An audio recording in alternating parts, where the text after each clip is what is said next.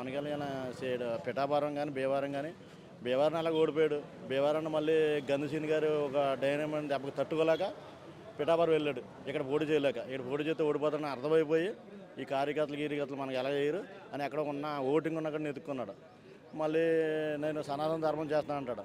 ఒక రోజు ఒక మాలేస్తాడు, ఒక రోజు మాలేస్తాడు.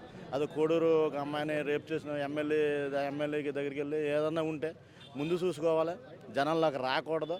మరి అమ్మాయిని పాడు చేసి కడుపు చేసి మరి నానా సంవత్సరాలు బట్టి ఇబ్బంది పెట్టి అమ్మాయిని పెళ్లి చేసుకుంటానని ఎమ్మెల్యే రేంజ్లో ఉన్న ఎమ్మెల్యే మరి పెళ్లి చేసుకుంటానని బ్రెడ్ నెట్ చేసి కడుపు తీయించి ఎన్ని సాహసాలు చేసినా అతను ఇప్పుడు వరకు ఎక్కడ మీడియా ముందు వచ్చి మా ఎమ్మెల్యే ఇలా చేశాడు, మా ఎమ్మెల్యే తప్పన్న మాట మన పవన్ కళ్యాణ్ వ్యక్తి ఇప్పుడు వరకు ఎక్కడ ప్రెస్ మీట్ కానీ ఏది మాట్లాడాల.